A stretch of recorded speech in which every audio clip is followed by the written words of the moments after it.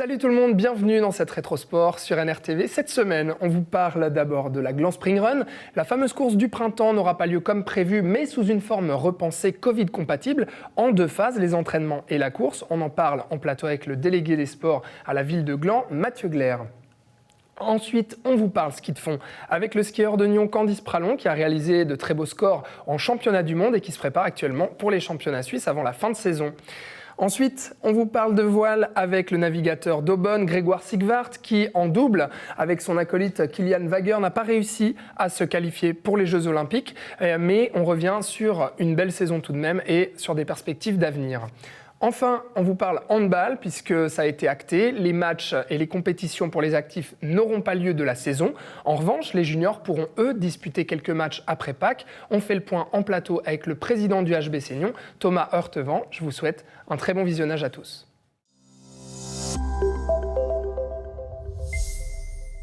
Ça y est, c'est le printemps et qui dit printemps dit Gland Spring Run. Alors la manifestation ne pourra pas avoir lieu comme prévu en raison des mesures sanitaires et du Covid, mais la ville de Gland a décidé de repenser l'événement de manière Covid compatible pour encourager les citoyennes et les citoyens à rester actifs physiquement. Place ce mois-ci donc à la phase d'entraînement premièrement, puis ensuite à la fameuse course qui s'étendra du 18 avril au 23 mai. On détaille tout ça en plateau avec Mathieu Glaire, qui est délégué sport à la ville de Gland. Bonjour Mathieu. Bonjour. Mathieu, du coup, on rappelle le concept rapidement. C'est une course à pied qui a vu le jour en 2018. La Gland Spring Run, elle prend son départ sur le site de Montoli pour une boucle de 5 ou 10 km, passant par les sentiers de la Dulive et rejoignant la clinique de la Linière. Ça, c'est pour le concept de base. Là, ce sera le même parcours. Le parcours reste inchangé. En revanche, il y a pas mal de choses qui ont bougé. Alors, pas tout à fait. Ça veut dire que nous, on va faire la Gland Spring Run en 2 phases. Donc la première phase, les gens partent depuis chez eux où ils le souhaitent et ils vont choisir un nombre de kilomètres à parcourir chaque semaine. Donc ça, c'est depuis leur domicile ou lieu de travail. Ils peuvent aller courir et faire leurs kilomètres. L'objectif, les kilomètres à faire, etc. Par contre, la course, il y a une boucle qui reste la même en fait que l'année dernière, ça. Non, alors, en 2019, non, alors, ça change aussi. Malheureusement, on a dû modifier ça parce que le parcours a des récepteurs quand on passe avec le téléphone pour le chronomètre. Et puis, le site de Montoli, notre parcours habituel ne s'y prêtait pas. Donc, on a dû transférer cette course-là aux abords d'Ambord. Et puis là, on aura tout ce qu'il faut. Alors, expliquez-nous du coup le concept Click and Run de Covid compatible, donc de cette Gland Spring Run version 2021. Eh bien, comme vous le savez, l'année passée, avec le Covid, on n'a pas pu faire notre course. On a dû annuler. On a été, nous, le sport, à d'autres affaires qui étaient prioritaires là-dessus. Et puis, cette année, sous l'impulsion de Gilles Davoine, on a voulu quand même garder cette course. Donc, on a cherché des idées pour que ça soit compatible avec le Covid. Et puis, avec notre service de communication, on a mis en place 2 phases. Donc, la première phase, comme je vous l'ai dit, chaque semaine, donc, vous parcourez un nombre de kilomètres choisis. Vous pouvez faire ce nombre de kilomètres en plusieurs fois. C'est des objectifs pour se préparer à la course. Voilà, pour le mouvement, pour se préparer à la course, pour être en bonne santé. On choisit le nombre de kilomètres qu'on veut faire en marche ou en course. Ouais, il y a le choix. Voilà, exactement, il y a un choix pour que ça soit accessible à tout le monde. À savoir aussi qu'il y a 1-2 kilomètres pour les enfants. Les enfants peuvent faire leur petit challenge aussi avec les parents. Donc ça, c'est fort agréable. Jusqu'au 18 avril. Ah, donc ça dure 1 mois, les entraînements, et ensuite il y a la course. En revanche, ça ne va pas être une course où on peut se réunir à plusieurs centaines de personnes, mais ça sera des courses individuelles en fait. Voilà, exactement. Durant 1 mois, donc 18 avril au 23 mai, vous pouvez vous rendre au centre sportif d'Ambord, où là, il y a un point de départ. Il faut télécharger l'application MSO Timisport. Vous la téléchargez, vous devez la calibrer. Et après, quand vous passez le point de départ, votre application se déclenche, vous faites tout le parcours, vous arrivez à la fin, donc en bas d'Ambord, vous arrivez à la borne de fin. L'axe scelle votre résultat. Et puis, vous vous retrouvez sur l'application avec un temps. Et puis, vous pouvez décider de refaire ce parcours pour améliorer votre temps ou d'inviter aussi d'autres amis pour vous battre. On peut la faire plein de fois, cette course. En fait, autant de fois qu'on veut pendant un mois, c'est ça, jusqu'au 23 mai. Et puis, essayer d'enregistrer le meilleur score. Alors, vous faites aussi des dossards. On va juste montrer. Donc, dossard imprimé. Alors là, à votre nom, Mathieu Glaire. Voilà, exactement. Voilà. Et donc, du coup, on peut imprimer son dossard et puis essayer donc de faire cette boucle de 5 km et d'enregistrer le meilleur temps. Alors, cette fois-ci, donc pas de réunion de personnes et puis pas de buvette, pas de restauration non plus.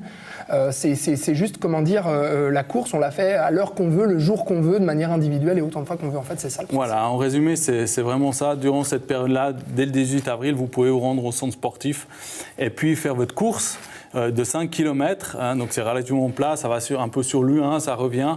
Donc, c'est assez agréable. Et puis, c'est un bon challenge pour chacun, quel que soit votre niveau, parce que les 5 km, à force d'entraînement, on peut y arriver. Ouais. Donc, c'est assez agréable. Alors, pour garder quand même la convivialité de cet événement, eh bien, on peut partager ses résultats avec le hashtag GSR Click and Run. Donc, dans le but justement de se challenger peut-être avec d'autres citoyens ou citoyennes de Gland. Par contre, vous gardez quand même espoir, il me semble, pour pouvoir organiser cette 3e édition normale, on va dire, de la Gland Spring Run.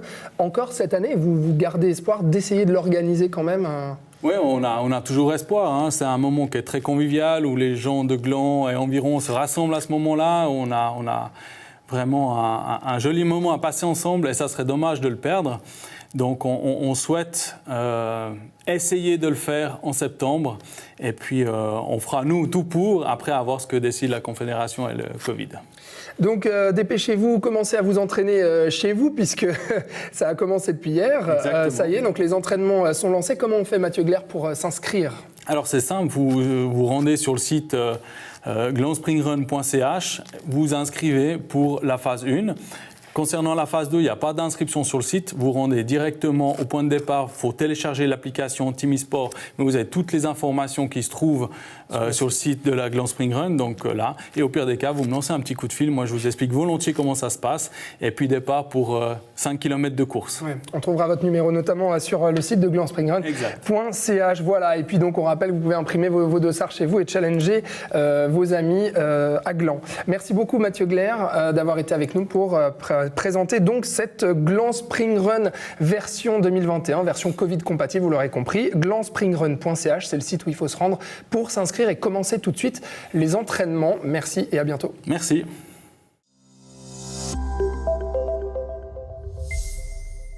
On l'avait reçu par visioconférence il y a quelques semaines, juste avant qu'il parte disputer les mondiaux de ski nordique à Oberstdorf. Cette fois-ci, le Nyonnais Candide Pralon est avec nous en plateau juste avant de partir pour les championnats suisses qui auront lieu ce week-end à Cédrin dans les Grisons. J'espère que je prononce bien le nom de Cédrin. Salut Candide. Salut. C'est un plaisir de te recevoir sur le plateau déjà. En vrai, cette fois-ci. Merci beaucoup d'être là. On va revenir sur les championnats du monde à Oberstdorf, donc qui ont lieu début mars. Alors, tu as fait 30e en skiathlon et 21e sur 50 km. Il me semble que ces résultats personnels, tu tires un bilan positif en fait de ces résultats. Non, je suis vraiment contente de ces résultats. Mon objectif en allant là-bas, c'était vraiment de pouvoir donner le meilleur de moi-même. Et puis en franchissant l'arrivée du 50 km, j'ai vraiment l'impression d'avoir fait la course, le meilleur de moi-même en fait. Et puis c'était pour ça que je suis vraiment satisfait aujourd'hui. Et puis après, j'allais pas là-bas avec l'ambition d'être champion du monde, donc j'allais vraiment là-bas pour faire la meilleure course possible. Et je crois que je l'ai faite sur le 50 km, donc je suis vraiment heureux. Ouais. Tu as donné tout ce que tu avais à donner, justement, tu as réussi les objectifs que tu t'étais fixés. Oui, exactement. Et puis de fixer une 21e place, j'ai l'impression que je pouvais faire mieux, j'aurais été déçu. Mais là, j'ai l'impression, en franchissant la ligne, que les 20 autres étaient meilleurs que moi ce jour-là. Donc c'est dur de dire un objectif de place souvent devant les journalistes, parce que si les autres sont meilleurs que toi, ça peut arriver. Je sais très bien que je ne suis pas champion du monde et que certains sont meilleurs que moi, mais c'est pour ça que je préfère me focaliser sur moi-même. Et là, j'ai réussi à faire ça pendant ces championnats du monde. Tu avais la forme, les pleines capacités, donc tu as pu faire ce que tu avais à faire. Oui, je me suis fait plaisir surtout, parce que 50 km, c'est une distance que j'adore et tu as le temps pendant plus de 2 heures de savourer ou d'en baver en fait. Mais en fait, moi j'adore ce genre d'effort et j'ai vraiment savouré cette course et j'ai pris du plaisir. Les championnats du monde, c'est fait. Ils ont pu avoir lieu, heureusement.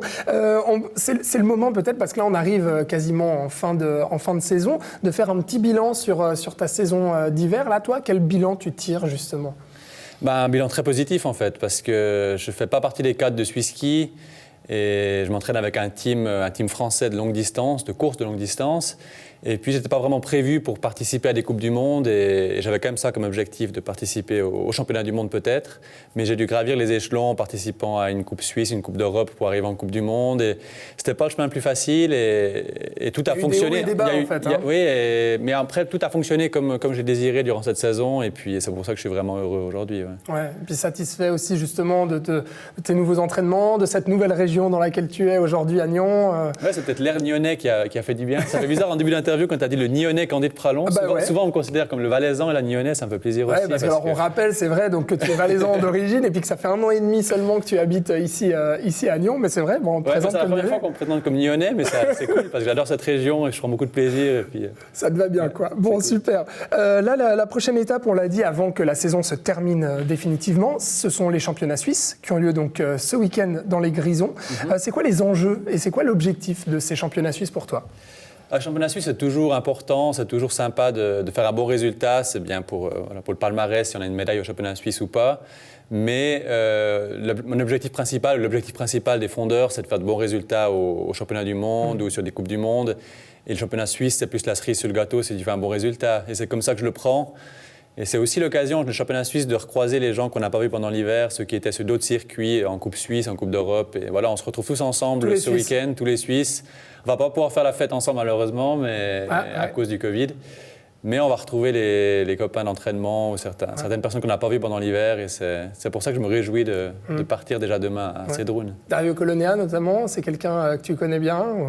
Oui, je le connais assez bien et surtout cet hiver, toutes les courses que j'ai faites, c'était à ses côtés. Ouais. Et puis j'apprends beaucoup de lui déjà depuis plusieurs années, de voir ce qu'il fait.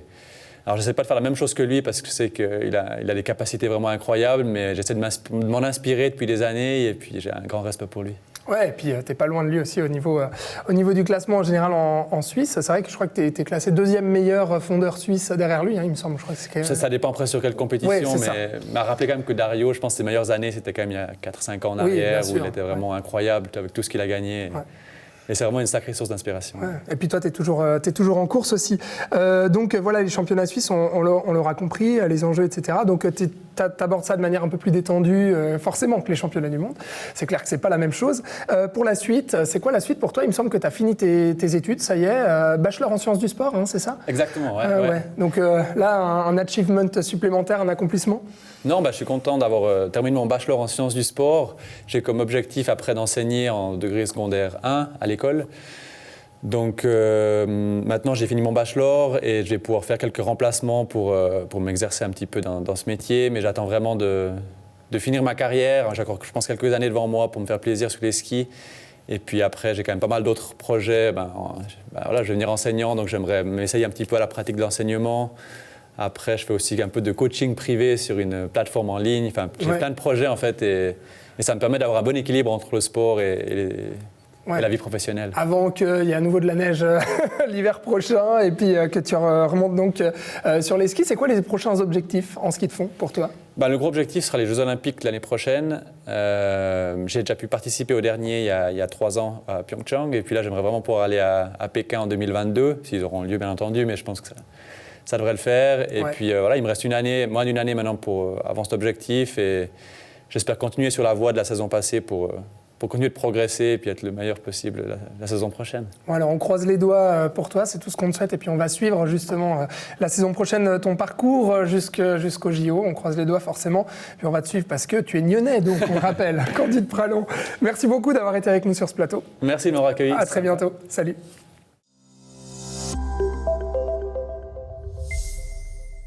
Ils ont disputé il y a 10 jours les championnats du monde en 4-7 en double à Vilamoura au Portugal avec leur 14e place. L'Aubonois Grégoire Sigvart et son acolyte Kilian Wagen n'ont malheureusement pas réussi à se qualifier pour les Jeux Olympiques de Tokyo, ce qui était leur objectif, mais pas de quoi rougir parce que le duo suisse a tout de même fait une magnifique saison avec de très beaux résultats. Pour faire un bilan de tout ça, j'accueille en plateau le navigateur Grégoire Sigvart. Bonjour Grégoire. Bonjour. Grégoire, du coup, on imagine, premier sentiment après ces mondiaux, j'imagine une grande déception quand même. Pas mal de frustration, déçu aussi, parce qu'on a fait un beau travail et puis malheureusement on n'a pas réussi à le montrer sur le papier et puis c'est ce qu'on regrette le plus. Ouais, parce que comme je le disais, vous n'avez pas de quoi rougir parce que vous avez fait une très belle saison, il y avait de très beaux résultats avec certains championnats aussi avec des beaux scores. Et puis là, vous y avez vraiment cru, quoi. En allant au Portugal, vous y croyez, quoi. Ouais, on fait une super préparation hivernale. C'était compliqué avec le Covid. La dernière année, c'était vraiment compliqué. On a su bien rebondir, à se mettre dedans, à s'entraîner dur et intelligemment. Et puis voilà, on se sentait prêt. Maintenant, on savait qu'il y avait 6 équipages très forts. Et puis tout le monde mérite sa place au jeu parmi ces 6.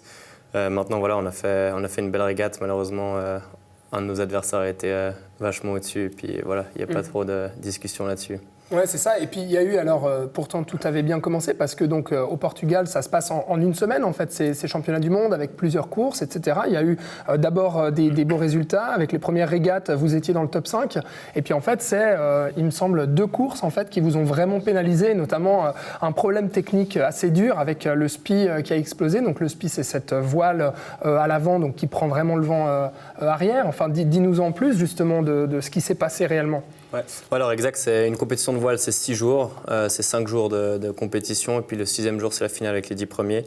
Voilà, nous ce qui est frustrant c'est qu'on a quand même fait une belle régate, ça se voit pas forcément sur le papier mais on a très bien navigué, tout le long on s'est battu pour le top 5 en fait, on était tout le temps au contact du top 5. Et puis voilà, l'avant-dernier jour, on a malheureusement cette malchance avec le SPI qui se déchire en fait sur une manœuvre. Ouais. Voilà, c'est vraiment de la malchance parce que ça arrive à tout le monde de temps en temps. Et nous, ça nous est arrivé vraiment au plus mauvais moment. Au plus mauvais moment, ouais. Donc là, déjà, on perd 20 points. Donc ça nous met déjà un peu dans le dur. Mais par contre, on se remet dedans. On se remotive et puis on a quand même toujours cette opportunité de finir dans les 5. Donc le lendemain, on fait une manche de 2 et une manche de 3 pour terminer le championnat. Malheureusement, on se fait disqualifier sur la dernière manche parce qu'on a coupé la ligne de départ. Donc c'est le jeu, on devait pousser, on a joué et puis malheureusement, on a perdu. Ouais. Donc c'est ce qui fait un peu mal, quoi. À ce moment-là, mentalement, qu'est-ce que vous ressentiez à la fin en fait, de ces mondiaux? Parce qu'il y a quand même la satisfaction d'aller disputer ces mondiaux quand même, avec tout le travail accompli, comme tu dis. Et d'un côté, comment arriver à dégager un peu, on va dire, cette déception qui doit t'habiter en fait à la fin du championnat? Bon, au début, forcément beaucoup de frustration. On voyait pas le positif. Aujourd'hui, maintenant, 10 petits jours plus tard, on est quand même un peu plus objectif. On arrive à trouver des choses quand même positives dans tout ce qu'on a fait. Maintenant, c'est vrai que quand on a l'avant-dernier jour, quand on a déchiré ce SPI, on s'est dit mais c'est pas possible, quoi. Il y a vraiment un truc qui joue pas et puis c'est vraiment pas de bol. Le sort est contre nous, quoi. Exact. Et puis voilà, après, à partir du moment où on a déchiré ce SPI, justement, on a su que les qualifs c'était à peu près fini, mais on s'est dit voilà, c'est quand même un championnat du monde. On a une opportunité de faire dans le top 5. Et si on arrive à finir dans les 5, 6 et puis qu'on n'est pas qualifié au jeu, les gens comprendront. Là, malheureusement, on perd tout sur le dernier jour et c'est ça qui fait vraiment mal, je dirais. Ouais, mais quand même un regard positif sur le bilan que vous tirez quand même de toute cette saison d'entraînement, de qualification, etc. Non, c'est clair. Des belles choses. C'est clair qu'il y a beaucoup de positifs. Maintenant, on reste des compétiteurs. Un championnat du monde, c'est quand même le Graal de se battre parmi les meilleurs du monde. Les Jeux Olympiques, ça représente quand même l'excellence pour un sportif. Et puis là, c'est un peu 2 échecs en un, quoi. Donc c'était ça qui était difficile. Maintenant, c'est vrai qu'on oublie souvent, mais une campagne olympique, c'est sur 4 ans, 8 ans. Bien sûr. On navigue contre des gars qui ont déjà fait 4, 5 Jeux Olympiques, etc. Donc c'est difficile, le niveau il est haut, il faut se battre pour chaque centimètre. Et puis on l'a fait, voilà, si on devait refaire aujourd'hui la même campagne, je crois qu'on ne changerait pas grand-chose. Et puis aujourd'hui, c'est ça qui nous rend quand même gentiment fiers et là-dessus on est assez OK. Alors c'est pas fini parce qu'il y a les championnats d'Europe qui sont fin avril, hein, il me semble. Quel est l'objectif que vous avez là pour ces championnats? Alors l'objectif, il est clair, c'est de faire la même chose qu'au championnat du monde, mais en enlevant un peu de malchance et puis en allant décrocher une belle perf. C'était clair et net avec Yann, on savait avant le championnat du monde même si ça le faisait pas, on y allait quoi, parce qu'il faut finir sur une belle note. Je crois qu'une campagne olympique, c'est bien plus que juste les JO, finalement. C'est toute l'aventure qu'il y a derrière. Donc, terminer sur une belle note, sortir une grosse perf, et puis on verra pour la suite. Alors, il faut qu'on parle de Paris 2024, parce qu'on pourrait se dire ce serait la prochaine étape pour tous les deux. Donc, on le rappelle avec Kylian, avec qui tu formes ce duo donc, depuis plus de 5 ans, il me semble. Hein, c'est quelque chose comme ça. Hein. Ouais, même plus. On a commencé à naviguer en 420, donc chez les juniors, c'est le même bateau, mais en plus petit. Et puis, donc ça fait 2014 qu'on a eu ensemble. Donc un duo de longue date avec qui vraiment vous avez pu développer un vrai équilibre hein, sur le bateau pour arriver à atteindre ces performances-là. Alors je dis Paris 2024, pourquoi ? Parce qu'il y a un changement de règles avec les bateaux 4-7 justement, où en fait, les Jeux Olympiques devront se disputer dans cette discipline en mixte. Donc du coup, tu ne vas plus pouvoir courir avec Kylian, c'est ça ? Ouais, c'est un changement de règle qui nous fait un peu mal aussi parce que, en fait, au tout début, quand on a commencé le projet, l'objectif final, c'était Paris 2024 avec l'espoir de décrocher une grosse perf là-bas. Du coup, Tokyo, c'était une étape. En cours de route, c'est devenu l'objectif final parce que vous ça a saviez changé. Que vous ne pouviez pas Donc, aller... effectivement, on ne va pas pouvoir continuer à naviguer ensemble pour des questions de gabarit, en fait. Nous, on fait du double poids léger et c'est compliqué, les deux ensemble, d'arriver à être suffisamment lourds pour changer de bateau ensemble. Donc c'est sûr qu'on va devoir se splitter malheureusement. Et puis c'est ça qui est, ça rend encore le truc un peu plus dur. Ouais, donc il faut finir sur une bonne note au championnat d'Europe, quoi, vraiment. Tout donner, effectivement, c'est quoi la suite, Grégoire, pour toi, pour Kylian ? Du coup, maintenant qu'on sait que vous ne pourrez plus naviguer ensemble, est-ce que tu vas quand même continuer en double, en 4-7, avec quelqu'un d'autre ou pas ? Alors pour l'instant, c'est difficile à se projeter. C'est sûr que Paris 2024, c'est à côté de la maison. C'est comme si on faisait une campagne à la maison. Donc c'est sûr que c'est tentant. Et puis on repart pas de zéro parce qu'on a quand même déjà un joli bagage derrière. Maintenant, c'est difficile. Il faut trouver le bon coéquipier ou coéquipière. Il faut relancer un programme olympique, donc il faut trouver des fonds, etc. Donc ça fait beaucoup d'incertitudes, mais dans l'idée, c'est quelque chose qui me motive. Donc puis, rester en double, t'aimerais pas finalement bifurquer sur autre chose, toujours dans la navigation bien entendu, mais peut-être en solo ? Non, je pense que le double, c'est un choix assez clair. Ça reste ta discipline. Ouais, c'est quelque chose qui me plaît. J'aime bien le challenge que ça représente de devoir gérer un coéquipier et puis de tout ce challenge de la communication et tout, c'est quelque chose que j'aime bien, quoi. Ouais, donc comme tu dis, cette équipe, cette communication à deux, quoi. C'est vraiment quelque chose d'important pour toi et qui a défini en fait la discipline que tu as choisie depuis le début. C'était ça vraiment, côté duo. Au début, on est un peu arrivé par hasard là-dedans en soi. C'était un peu une proposition qui est tombée comme ça par hasard autour d'une table un soir en rigolant. Puis voilà, c'est parti de là et puis on s'est un peu lancé dans le truc sans savoir vraiment ce qu'on voulait quand on avait 15-16 ans, quoi. Donc, et maintenant, tu ne devrais pas te détacher de cet équilibre-là, quoi. Enfin, que tu trouves avec un binôme. Disons, c'est difficile de revenir en simple, je pense, maintenant. Et puis j'aime bien cette idée de partager quelque chose avec quelqu'un. Ça rend le truc peut-être un peu plus challenging, mais franchement, c'est cool. Bon, Grégoire, merci beaucoup d'être venu sur ce plateau. On comprend bien entendu toutes ces déceptions dont on a parlé, mais on garde quand même le positif quand on regarde dans le rétroviseur. Yes. Et puis surtout, on regarde vers l'avant, vers ces championnats d'Europe pour finir sur une belle note. C'est tout ce qu'on te souhaite, en tout cas. Merci beaucoup. Merci, Grégoire. Merci à bientôt. Pour l'invitation. Au revoir.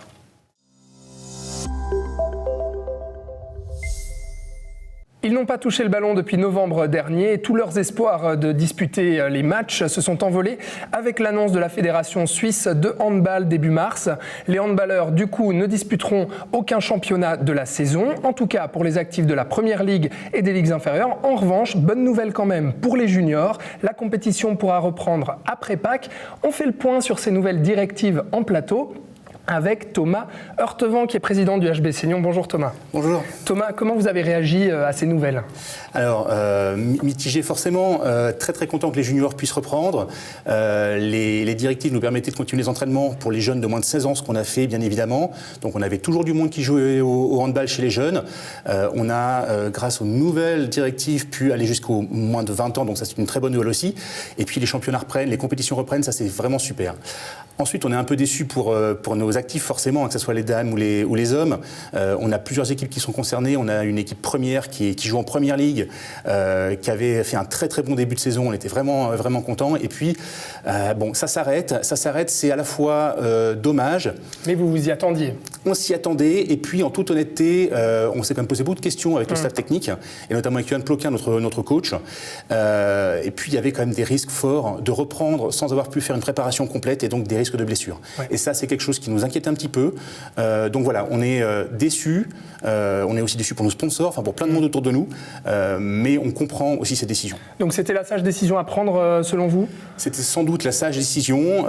Est-ce que c'était la meilleure ? Je ne sais pas, mais la plus sage, compte tenu du contexte, je ne peux pas aller à l'encontre de ça, clairement. Je voulais savoir, Thomas, parce que la fédération donc, a sondé les clubs, et en fait, la majorité des clubs en Suisse n'étaient pas favorables à reprendre donc, ces championnats. Le HB Seignon, qu'est-ce qu'il en pensait ? Alors, en fait, on a eu des réponses différenciées en fonction des catégories. Là encore, on a sondé, nous, en interne, nos coachs, les décisions sont prises. Et majoritairement sur les actifs, on a eu une réponse qui était plutôt négative avec la peur de la blessure. Donc, on est un peu déçus, mais on n'est pas complètement choqué par la réponse. Par contre, on était très très partant pour recontinuer avec nos juniors. Je pense qu'on a à peu près eu tous, en majorité des clubs, la même approche, qui est de dire il faut que le championnat continue avec nos jeunes pour pas les perdre. Voilà, le handball, en tout cas en Suisse romande, n'est pas encore un sport majeur.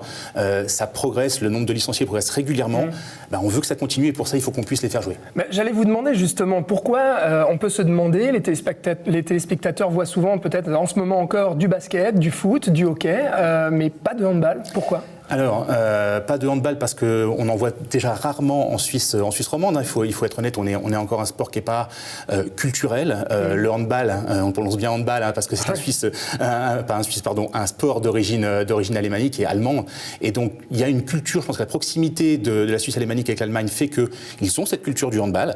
On en passe beaucoup plus à la télévision aussi en Suisse alémanique qu'en Suisse romande.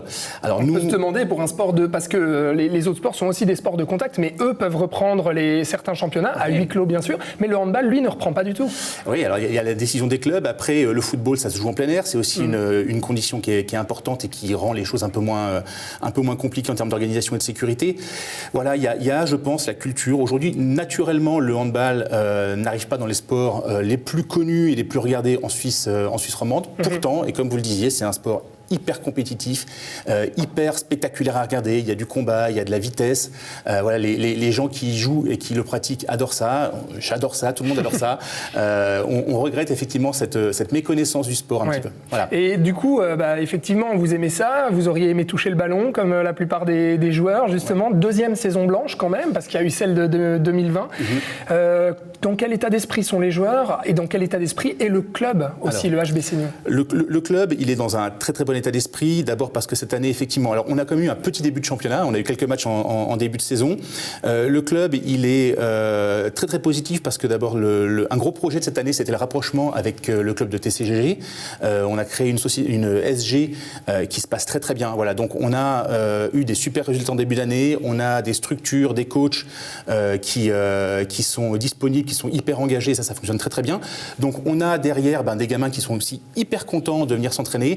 Il y a eu plusieurs fois dans cette période un peu trouble où on pouvait s'entraîner, où les questions étaient posées. C'est les joueurs, les joueuses, est-ce que vous voulez continuer à vous entraîner ? Les réponses étaient systématiquement oui. Voilà, la volonté de continuer à faire du sport et à pouvoir se retrouver. Donc l'état d'esprit du club, il est très très bon. On a commencé nos réunions aussi avec les coachs pour préparer la saison prochaine. Ouais. Donc on est vraiment dans l'optique de se dire voilà, on a très peu joué, mais malgré tout, le peu qu'on a pu avoir, on en a profité. Et puis là, on est en train de se préparer pour avoir une saison l'année prochaine qu'on espère complète, puis avoir une équipe, des équipes en tout cas, hyper compétitives. Donc pas de championnat, mais les entraînements, ils reprennent pas non plus du coup Pas pour les actifs. Pas pour les actifs. Moment, ouais. Par contre, ils ont continué pour les juniors, puisque les moins de 16 s'entraînaient, maintenant les moins de 20 peuvent s'entraîner. Donc là, on a repris full sur les juniors, et puis les matchs vont reprendre, les championnats reprennent. Donc racontez-nous comment ça va se passer. Donc c'est à partir de après Pâques, après les vacances de Pâques. En fait, ça va venir très rapidement. C'est ça. Ça concerne quel âge à peu près les juniors, et vous avez 7 équipes, il me semble, au HB Seignon, c'est ça ? Alors oui, et puis avec la SJ, on en a même un peu plus que ça. Ouais. Donc on a, ça concerne en fait toutes les catégories jusqu'à M19 garçons. En fait, voilà, les M19 garçons, les M17, les M15, les M13 et les mini. On a déjà organisé un tournoi mini il y a 2 semaines, un dimanche à la salle du Cossy. Donc là, c'était bien de pouvoir revoir aussi tous les petits venir jouer et toucher la balle. pas de spectateurs, ce sont les règles, donc on s'y tient, mais voilà, au moins on rejoue. Et puis chez les filles M18, M14, on a transformé notre équipe M16 en M18, mais voilà, ça reprend aussi, donc on organise les matchs. On va pas se cacher que le planning, il est hyper compliqué à organiser parce qu'il faut partager les salles avec les sports, il faut condenser un nombre de matchs extrêmement important sur une courte période. Alors on a la chance dans le club d'avoir un directeur sportif qui fait un travail exceptionnel. Raphaël Gué organise ça d'une manière de maître, et c'est vraiment bien assuré. Et puis on trouve des arrangements avec les clubs autour de nous pour s'assurer qu'on arrive à avoir les salles quand on veut. Je pense au Twirling Bâton de Nyon. Voilà, on se laisse la salle, parce qu'on partage la salle pour les entraînements, puis on a besoin des créneaux d'entraînement pour faire des matchs ou des démonstrations. On trouve des arrangements bonne intelligence. Voilà. Pour les actifs, donc bon, pas de championnat, mais les entraînements, vous avez un espoir qu'ils reprennent bientôt, qu'ils reprennent peut-être cet été? On aimerait que ça puisse reprendre le plus tôt possible. Même alors nous, parce que moi je suis aussi joueur dans l'équipe vétéran, ça nous manque un peu de nous retrouver et puis de jouer au ballon. Donc on aimerait, on va voir, on va faire au mieux. On a déjà repris certains entraînements sur des équipes actives en extérieur, du physique, du foncier. On l'a fait aussi parce qu'on espérait un petit peu peut-être pouvoir rejouer, voir si, et donc que les joueurs soient prêts. Mais en tout cas, on continue et nos coachs sont hyper investis à faire des entraînements un peu extérieurs, un peu collectifs. Notre entraîneur de l'équipe dames, lui, il organise plein de choses à travers Zoom. C'est des séances de préparation collective physique avec Zoom, des séances techniques. Enfin voilà, il y a le contact au sein du club continue à exister. Il y a beaucoup d'échanges, même si c'est par réseau, etc. Mais en tout cas, la dynamique, elle est là et elle est vraiment bonne. Ouais. Sur la situation du club, un petit mot, puisque donc on l'aura compris, quelque part cette frustration des joueurs de ne pas pouvoir jouer, en tout cas pour les actifs, mais cette bonne nouvelle pour les juniors, et puis le projet aussi de réunion avec des TCGG, donc tout ça, c'est des choses positives. La situation financière peut-être du club, à quel point est-ce que cette crise sanitaire a touché le HBC Nyon? Alors, elle a touché le HBC Nyon parce que je dirais l'annulation de certaines compétitions, ce sont des revenus en moins, bien évidemment. Alors on ne va pas se cacher, ce sont aussi des coûts en moins, des coûts d'arbitrage, des coûts de déplacement qui sont économisés. On a la chance d'avoir un sponsor derrière nous, GSK, qui a tenu ses engagements et on les remercie fortement, donc il nous aide. D'autres sponsors qui nous accompagnent, la commune qui fait aussi des efforts pour maintenir le handball à Nyon, c'est important. C'est la même chose pour TCGG, puisque derrière ils ont aussi une structure à faire tenir. Maintenant, on espère, on verra à la fin de la saison. Pour l'instant, le club se tient à flot. On n'aura pas forcément de revenus. On espère fortement limiter les pertes. Et ça va vraiment dépendre de ce qui va se passer dans les prochains mois. On a des événements qui sont prévus. On organise un tournoi du club. On organise une course des sponsors qui sont des événements qui rapportent de l'argent normalement au club. Si on arrive à les maintenir, voilà, on aura des revenus qui vont nous aider à finir la saison très très correctement. Et puis après, la commune, le canton font aussi, la fédération aide aussi les clubs en difficulté. Donc là, on attend de voir vraiment la fin de la saison pour voir si on doit présenter un dossier. Je suis optimiste, c'est un peu ma nature, mais aussi prudent. Ça, c'est très énormément ma nature. Donc voilà, je pense que ça va bien se passer. Ouais. Voilà. Et puis il faut qu'on reste optimiste aussi pour que vous puissiez organiser ce tournoi du club qui est traditionnellement en juin, c'est ça? Oui. Donc croisons les doigts pour ça. Et puis on vous souhaite le meilleur avec vos équipes juniors pour la compétition après Pâques. Donc, merci beaucoup. Merci Thomas Heurtevent, vous êtes donc président du HBC Nyon. On vous souhaite le meilleur. On vous dit à bientôt. Merci, à très bientôt. Merci beaucoup.